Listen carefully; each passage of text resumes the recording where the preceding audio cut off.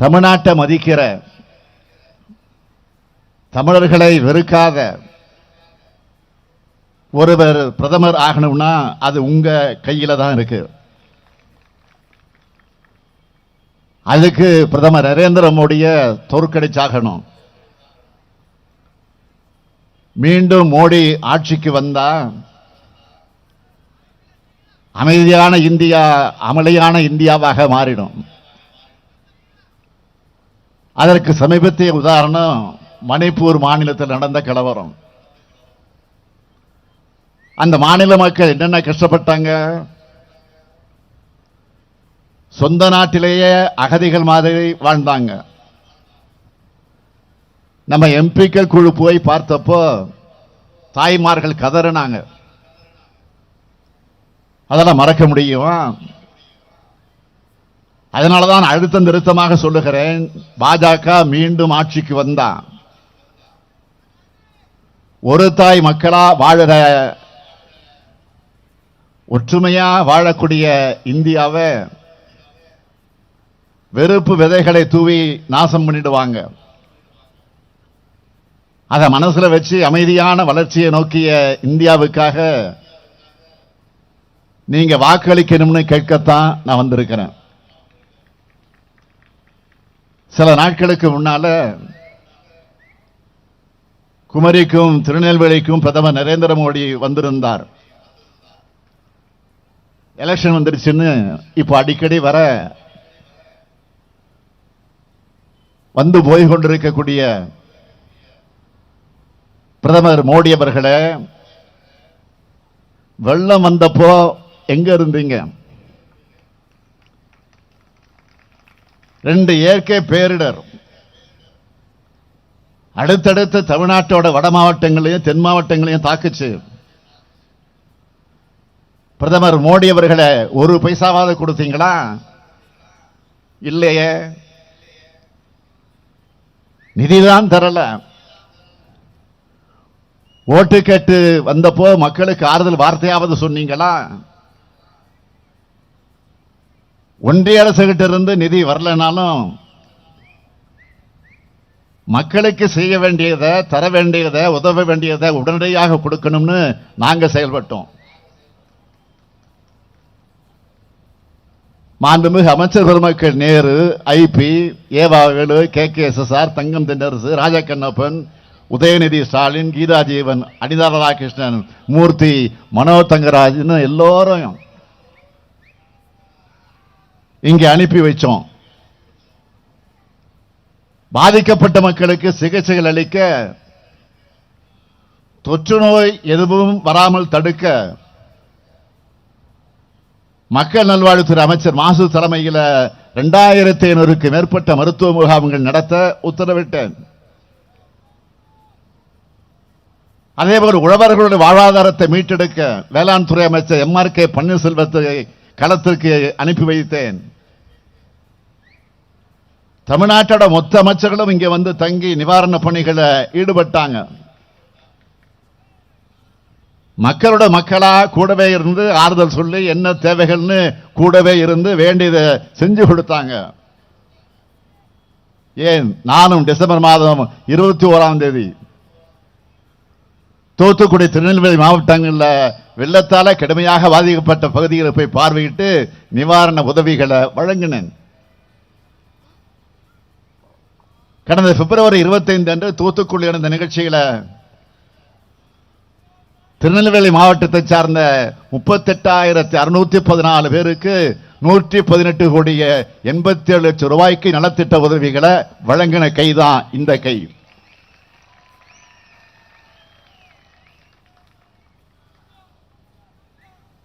ஒன்றிய அரசு கிட்ட என்ன கேட்டோம்? மக்கள் கடுமையாக பாதிக்கப்பட்டிருக்காங்க, அவங்களுடைய வாழ்வாதாரங்களை மீட்டெடுக்கணும்னு 2 இயற்கை பேரிடர்களுக்கான இழப்பீடு, மறுசீரமைப்பு நிவாரண தொகையாக 37,000 கோடி ரூபாய் கேட்டோம். தொடர்ந்து கேட்கிறோம். தந்தாங்களா? இல்ல. நாம் உரிமையோடு கேட்பதை தர மறுக்கிற ஒன்றிய அரசுக்கு எதிராக உச்சநீதிமன்றத்தில் வழக்கு தாக்கல் செய்ய போறோம். இந்த கூட்டத்தின் மூலமாக நான் பகிரங்கமாக அறிவிக்கிறேன். எப்படி கவர்னர் மூக்கறுப்பு பட்டு வெட்கம் இல்லாமல் சூடு சொரணை இல்லாமல் இன்னும் பதவியில் உட்கார்ந்து இருக்கிறார், பார்த்துட்டு இருக்கிறோம்ல. அதே போல் நீதிமன்றத்திற்கு செல்ல இருக்கிறோம். சட்டப்பேரவை நிறைவேற்றி அனுப்புற சட்டத்துக்கு கையெழுத்து போட சொல்லுங்கன்னு நீதிமன்றம் போனோம். பொன்முடி அவர்களை மீண்டும் அமைச்சராக்க வலியுறுத்த நீதிமன்றம் போனோம். இப்போ நிதி கேட்டும் நீதிமன்றம் தான் போகணும். பாஜக எத்தகைய ஓர வஞ்சனையான அரசாக நடந்துகிட்டு இருக்கு. ஓர வஞ்சனை மட்டுமா பண்றாங்க? நிதியையும் தராம நம்ம மக்களை ஏளனம் வேற பண்றாங்க, கேலி பண்றாங்க, கிண்டல் பேசுறாங்க. நிதியமைச்சர் நிர்மலா சீதாராமன் அவர்கள் நிவாரண நிதியும் தரமாட்டாங்களாம். மாநில அரசு மக்களுக்கு நிவாரண தொகையை வழங்கினா அதையும் பிச்சைன்னு ஏளனம் பண்ணுவாங்களாம். அவங்களுக்கு நான் சொல்லிக்கொள்ள விரும்புவது, அரசு செலவு பண்ற ஒவ்வொரு ரூபாயும் மக்களுடைய பணம். அவங்க கஷ்டப்படும் போது அவங்களுக்கு உதவுறது தான் அரசனுடைய கடமை. அதை கேட்கிறது மக்களுடைய உரிமை. மக்களாட்சிகளை மக்களையே அவமதிச்ச போதே உங்களுடைய தோல்வி உறுதியாயிடுச்சு. அம்மையார் அவர்களை ஒரு முறையாவது மக்களை வந்து சந்திச்சு பாருங்க, அப்ப தெரியும் மக்கள் உங்களுக்கு என்ன பதில் வச்சிருக்காங்கன்னு. அதுக்கப்புறம் பிச்சைங்கிற வார்த்தையே உங்களுக்கு ஞாபகத்துக்கு வராது. ஆட்சி இருக்கு, பதவி இருக்குன்னு பாஜகவினர் என்ன வேணும்னாலும் ஆணவமா பேசலாமா? அதுல ஒரு ஒன்றிய அமைச்சர் தமிழர்களை பிச்சைக்காரர்கள் சொன்னா, இன்னொரு ஒன்றிய அமைச்சர் தமிழர்களை தீவிரவாதிகள் பயங்கரவாதிகள் குற்றம் சாட்டுகிறார். தமிழர்கள் மேல ஏன் இத்தனை கோபம், வெறுப்பு, வன்மம்? மக்களிடையே வெறுப்பை விதைச்சு பிளவுகளை உண்டாக்கி அதுல குளிர்காய நினைக்கிற பாஜகவோட எண்ணங்கள் ஒருபோதும் பலிக்காது. மேம்பட்ட சிந்தனைகள் உள்ள நாம் நம்முடைய சகோதர சகோதரிகளுக்கு வழிகாட்டணும். பாஜகவுக்கு வாக்களிக்கிறது அவமானம் எடுத்து சொல்லணும். சொல்லுவீங்களா? பாஜகவுக்கு வாக்களிக்கிறது அவமானம் எடுத்து சொல்லணும். பாஜகவுக்கு வாக்களிக்கிறது எதிர்கால சந்ததியினருக்கு செய்கிற துரோகம்னு புரிய வைக்கணும். புரிய வைப்பீங்களா? தேர்தலுக்காக மட்டும் தமிழ்நாட்டுக்கு ஒரு பிரதமர் கிட்ட நான் ரொம்ப நாளா உன்னை கேட்கிறேன், அதை இப்பவும் திரும்பவும் கேட்கிறேன். மாண்புமிகு பிரதமர் மோடி அவர்களே, தமிழ்நாட்டுக்காக உங்கள் தலைமையிலான ஒன்றிய பாஜக அரசு கொண்டு வந்த சிறப்பு திட்டங்கள் என்ன? என் கேள்விக்கு என்ன பதில்? பதில் சொல்லுங்கள் பாரத பிரதமர் மோடி அவர்களே. தமிழ்நாட்டுக்கு ஒரு சிறப்பு திட்டத்தோட பேர் கூட சொல்ல முடியாம 10 ஆண்டு காலமாக என்ன சாதிச்சீங்க? ஆனா எங்க வரி பணத்துல ₹1 கொடுத்தா 29 பைசா தான் திரும்பி வருது. அதை கேட்கிறோமே, அதுக்காவது பதில் வச்சிருக்கீங்களா? இல்ல அதுக்கும் வாயாலேயே வடை சுடுவீங்களா? பிரதமர் மோடி அவர்களே, திராவிட முன்னேற்ற கழகம் ஒன்றியத்தில் ஆட்சி செஞ்ச கட்சி அல்ல, ஆனா ஆட்சிகள்ல பங்கேற்ற கட்சி. நாங்களே தமிழ்நாட்டுக்கு எவ்வளவு சிறப்பு திட்டங்களை கொண்டு வந்தோம் தெரியுமா? பட்டியல் போடட்டுமா? இந்திய அரசு செலவு செய்த திட்ட செலவுல 11 விழுக்காட்டை தமிழ்நாட்டு வளர்ச்சிக்கு கொண்டு வந்தோம். மிக முக்கியமான 69 திட்டங்களை நிறைவேற்றி காட்டணும். ஈராயிரம் ஆண்டு இலக்கிய பெருமை கொண்ட தமிழ் மொழியை செம்மொழியாக்கும் பெருங்கனவு 100 ஆண்டுகளாக நம் தமிழர்களுக்கு கனவாகவே இருந்தது. அந்த கனவை நனவாக்கி தந்தவர் தான் நம்முடைய முத்தமிழறிஞர் தலைவர் கலைஞர் அவர்கள். செம்மொழி தமிழாய்வு மத்திய நிறுவனத்தை சென்னையில் அமைச்சோம். தமிழ்நாடு முழுக்க உள்ள நெடுஞ்சாலைகளை நம்ம கூட்டணி ஆட்சியில தான் 56,664 கோடி 21 லட்சம் ரூபாய் செலவில் செஞ்சு முடிச்சோம். உரகடத்தில் 470 கோடி ரூபாய் முதலீட்டில் தேசிய மோட்டார் வாகன சோதனை மற்றும் ஆராய்ச்சி மையம், 1553 கோடி ரூபாய் செலவில் சேலம் உருட்டாலை சர்வதேச அளவுக்கு உயர்வு, புதிய குளிர் உருட்டாலை உருவாக்கம், தாம்பரத்தில் தேசிய சித்த மருத்துவ ஆய்வு மையம், சேலத்தில் புதிய ரயில்வே கோட்டம், 1650 கோடி ரூபாய் செலவில் சென்னை துறைமுகம் முதலவாயில் பறக்கும் சாலை, 2427 கோடி ரூபாய் செலவில் சேது சமுத்திர திட்டம், நெசவு தொழிலுக்கு இருந்த சென்ட்வால் வரி நீக்கம், 908 கோடி ரூபாய் செலவில் நெம்மேலி கடல்நீரை குடிநீராக்கக்கூடிய திட்டம், அடக்குமுறை புடா சட்ட ரத்து, தமிழ்நாட்டில் இருக்க மீட்டர் கேஜ் ரயில் பாதைகள் அனைத்தும் அகல ரயில் பாதைகளாக மாற்றிட அனுமதி, 1828 கோடி ரூபாய் செலவில் 90 ரயில்வே மேம்பாலங்கள் கட்ட அனுமதி, சென்னை மாநகரில் மெட்ரோ ரயில் திட்டம், ஒகனேக்கல் கூட்டு குடிநீர் திட்டம், திருச்சி கோவை மதுரை விமான நிலையங்கள் விரிவாக்கம், சென்னைக்கு அருகே தேசிய கடல்சார் பல்கலைக்கழகம்,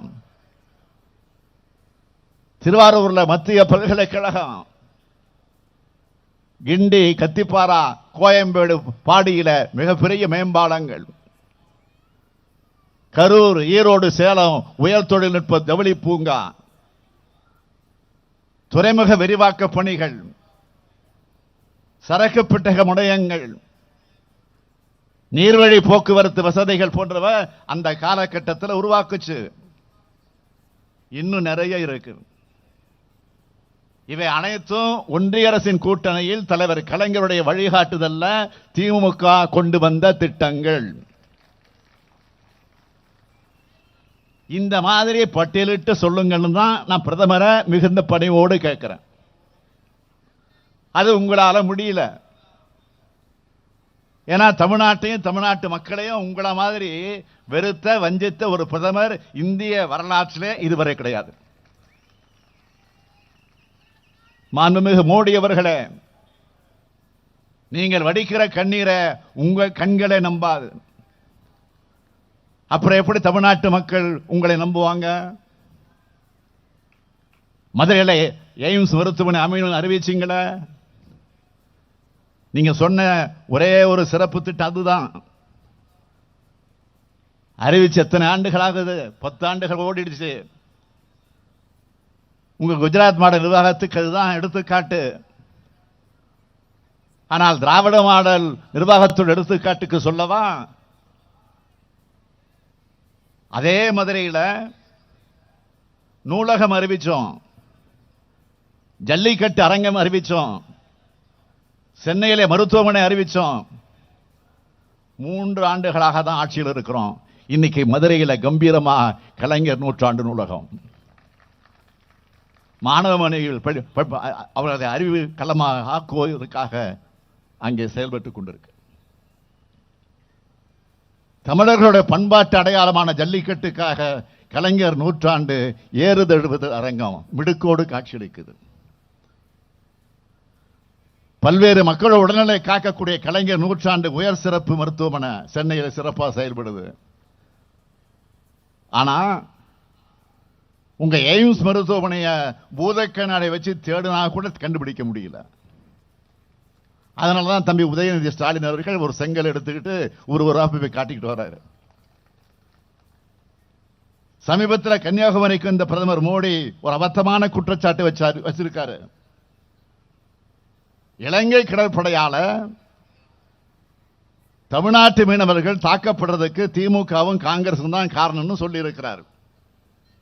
நான் கேட்கிறேன், 10 வருஷமா யார் ஆட்சி நடந்துட்டு இருக்கு? இப்போ 10 வருஷமா திமுகவும் காங்கிரசுமா ஆட்சியில் இருக்கு. 3000த்திற்கும் மேற்பட்ட மீனவர்கள் கைது பண்ண அந்த காட்சியை வேடிக்கை பார்த்தது உங்க ஆட்சி தான். தமிழ்நாட்டு மீனவர்களை தாக்கி கைது பண்ணி படகுகளை வலைகள் எல்லாம் பறிச்சு சித்திரவதை செய்கிறது இலங்கை கடற்படை. 56 இன்ச்சுன்னு இருமாப்போடு சொல்லிக்கிறீங்களே. தமிழ்நாட்டு மீனவர்கள் கைதை கண்டிக்க தடுத்து நிறுத்த உங்களுக்கு ஏன் துணிச்சல் வரல? ஏன் தைரியம் இல்ல? இலங்கையை பார்த்து பயப்படுறீங்களா? நாங்க ஆட்சிக்கு வந்தா ஒரு மீனவர் கூட தாக்கப்பட மாட்டார்னு 2014ஆம் ஆண்டு பிரதமராகிறதுக்கு முன்ன இதே கன்னியாகுமரியில பேசினீங்களே. அது மட்டுமா? அப்ப என்னவெல்லாம் சொன்னீங்க? தமிழ்நாடு மீனவர்கள் தாக்கப்படுவதற்கு அன்னை சோனியா காந்தி அவர்களும் அம்மையார் ஜெயலலிதா அவர்களும் தான் காரணம்னு சொன்னீங்க. 10 ஆண்டுகள் ஆகிடுச்சு. இப்ப பேர்களை மட்டும் மாத்தி திமுகவும் காங்கிரஸ் தான் காரணம் சொல்றாரு. 10 ஆண்டு காலத்தில் பிரதமர் மோடி எதுவும் செய்யலை என்பதற்கு இப்படி ஒரு ஒப்புதலை அவரே தர்றார். 2014 இருந்து 2024க்குள்ள 10 ஆண்டுகள் தான் தமிழ்நாட்டு மீனவர்கள் மேல வரலாற்றிலே இல்லாத அளவுக்கு அதிக அளவிலான தாக்குதல். நாங்கள் எத்தனை கடிதம் எழுதியிருப்போம்? நம்முடைய எம்பிக்கள் எத்தனை முறை இதை பற்றி நாடாளுமன்றத்தில் பேசியிருப்பாங்க? இலங்கை மாதிரியான அண்டை நாட்டை பார்த்து இந்த அளவுக்கு பயப்படுகிற ஆட்சி நடத்துகிற பிரதமர் மோடி 10 ஆண்டுகளுக்கு முன்னாடி இருந்த காங்கிரஸ் ஆட்சியை குறை சொல்லிக்கிட்டு இருக்காரு. இன்னும் சொல்லணும்னா பிரதமர் மோடியோட முழு நேர வேலை என்ன தெரியுமா?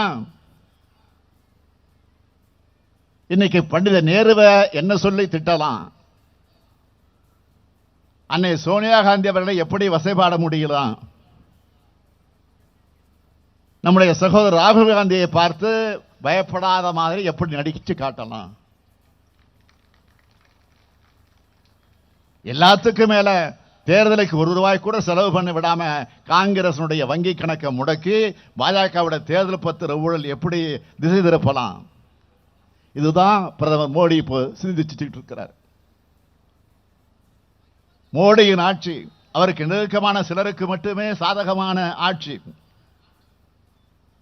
ஆனா நாம் அமைக்க போற இந்திய கூட்டணி ஆட்சி எல்லோருக்கும் பொதுவான ஆட்சி.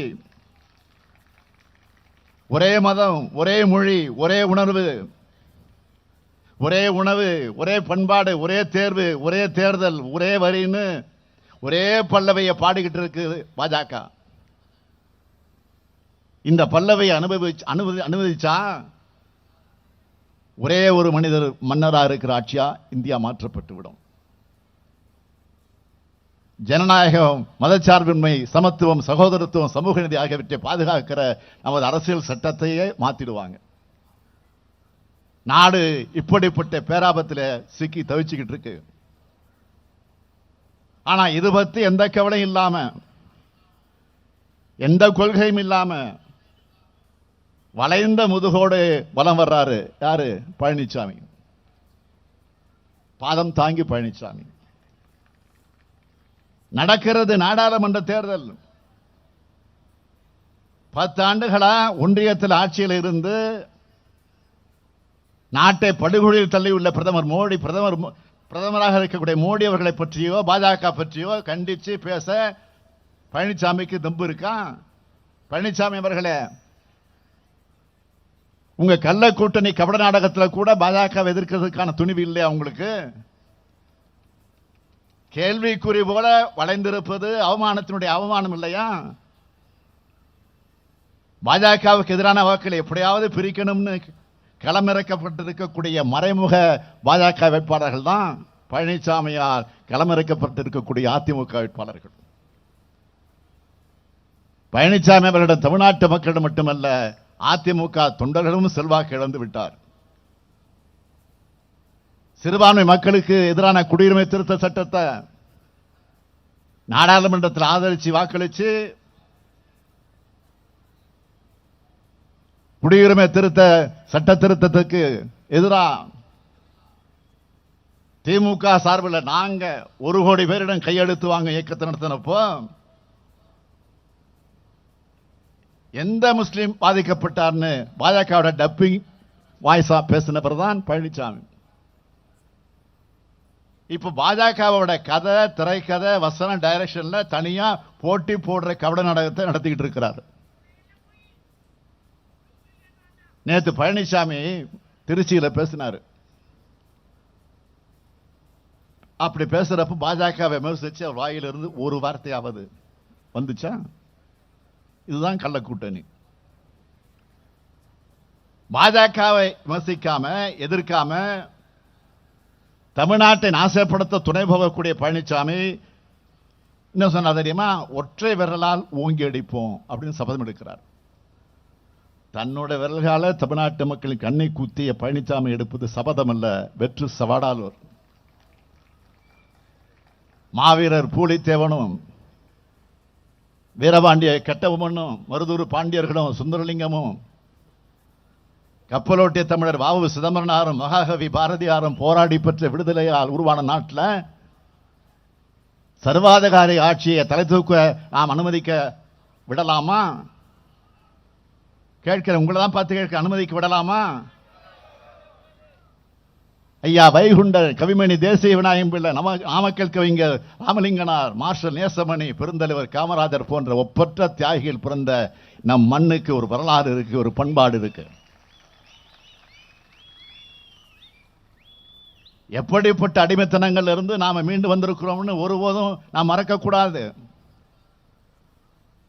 உங்க ஆதரவோடு 2.5 ஆண்டுகளுக்கு முன்பு முதலமைச்சரான நான் உங்களுக்காக செஞ்சு கொடுத்த சாதனைகளை, தீட்டி கொடுத்த திட்டங்களை இந்தியாவோட பல்வேறு மாநிலங்கள் இப்ப பின்பற்றிக்கிட்டு இருக்கு.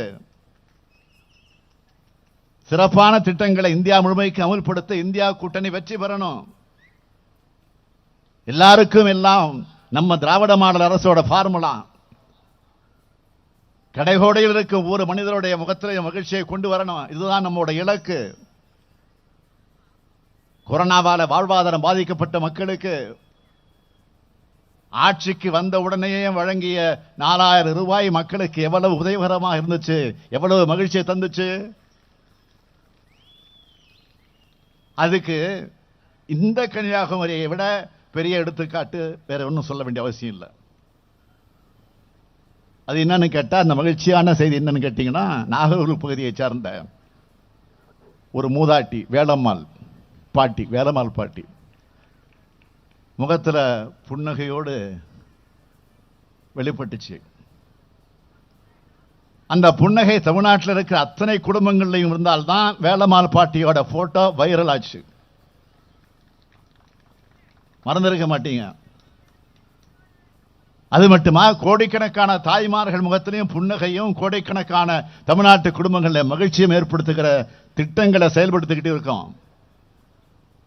எங்க அண்ணன் ஸ்டாலின் கொடுக்கிற தாய் வீட்டு சீர் இருக்குன்னு மாநிலம் முழுக்க 1,15 லட்சம் சகோதரிகள் உரிமையோடும் பாசத்தோடும் சொல்றத கேட்கிறோமே.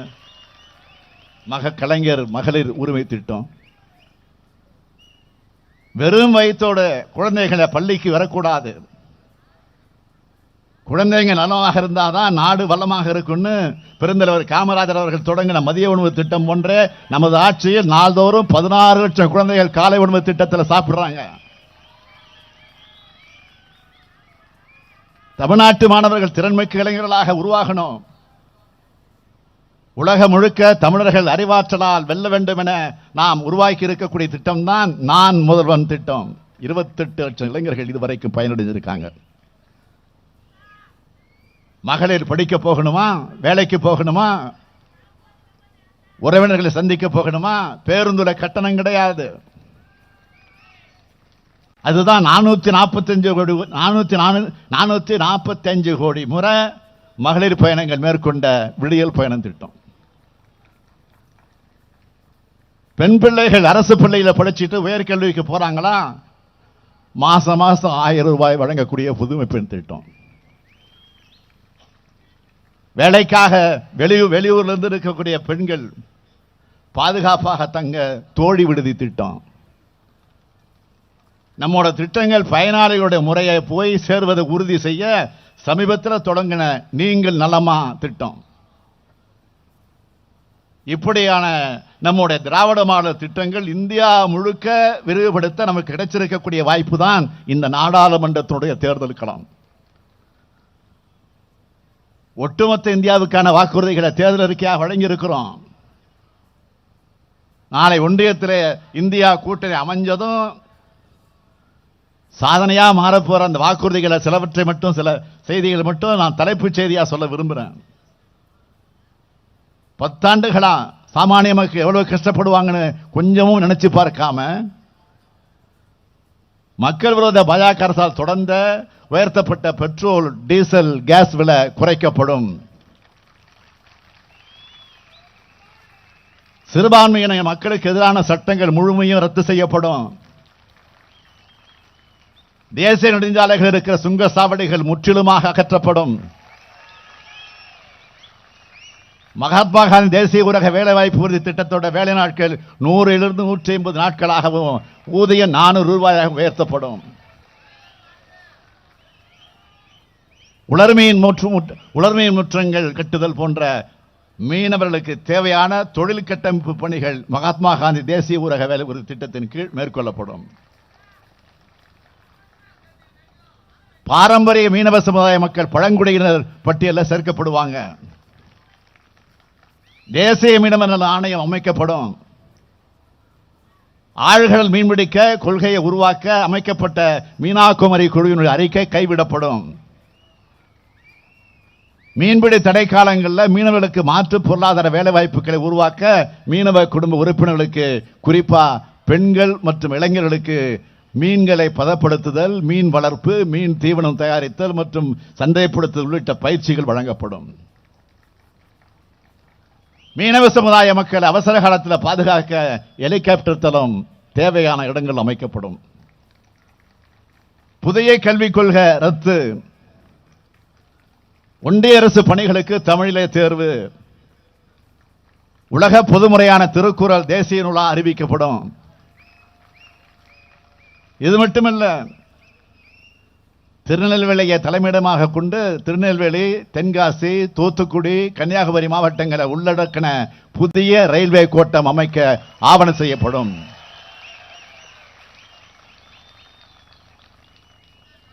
அம்பாசமுத்திரம் விகேபுரம் சாலையில் அம்பேராணிப்பள்ளி பக்கத்தில் இருக்கிற ரயில்வே கேட்டில் உயர்மட்ட மேம்பாலம் அமைக்கப்படும்.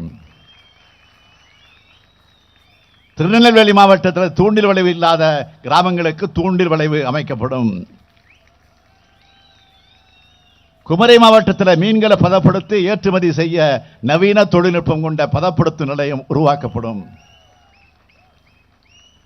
குமரி முதல் களியக்காவிளை வரையும், காவல் கிணறு முதல் நாகர்கோவில் வரையும் 4 வழிச்சாலைகளாக நிலங்களை கொடுத்தவங்களுக்கு உடனடியாக இழப்பீட்டுத் தொகை வழங்க ஆவணம் செய்யப்படும். விளவங்கோடு பகுதியில் ரப்பர் தொழிற்சாலை அமைக்க ஆவணம் செய்யப்படும். ஏவிஎம் கால்வாயை சுத்தம் செஞ்சு மக்கள் பயன்பாட்டுக்கு கொண்டு வர ஆவணம் செய்யப்படும். இப்படியான திட்டங்கள் நிறைவேற்ற உங்கள் பேராதரவோடு இந்தியா கூட்டணி ஆட்சிக்கு வரணும். ஒண்ணு மட்டும் அழுத்தமா சொல்றேன், தமிழுக்கும் தமிழினத்துக்கும் தமிழ்நாட்டுக்கும் விரோதமான கட்சி பாஜக. பாஜகவுக்கு அளிக்கும் வாக்கு தமிழ்நாட்டின் வளர்ச்சிக்கு வைக்கக்கூடிய வேட்டு. அதை மட்டும் மறந்துடாதீங்க. தமிழ்நாட்டை வஞ்சித்த பாஜக, தமிழ்நாட்டை பாழ்படுத்தி அதிமுக, 2 பேரையும் ஒரு சேர வீழ்த்துங்க. தயாராயிட்டீங்களா? கன்னியாகுமரி நாடாளுமன்ற தொகுதியினுடைய காங்கிரஸ் கட்சியினுடைய வேட்பாளர் விஜய் வசந்த் அவர்களுக்கும், திருநெல்வேலி நாடாளுமன்ற தொகுதியினுடைய காங்கிரஸ் வேட்பாளர் ராபர்ட் புரூஸ் அவர்களுக்கும் கை சின்னத்தில் வாக்களிக்குமாறு உங்க எல்லோரையும் நான் கேட்டுக்கிறேன். இந்தியாவுடைய எல்லையை தொடங்கும் நம் குமரி முனை இந்தியாவுக்கே கைகாட்டியாக வழிகாட்டட்டும்.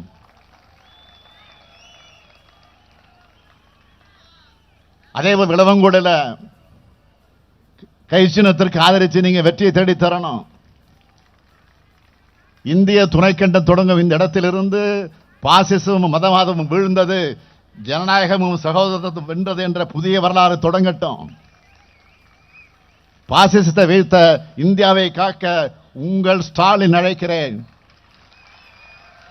உங்கள் முத்துவேல் கருணாநிதி ஸ்டாலின் அழைக்கிறேன். 40 நமதே, நாடும் நமதே.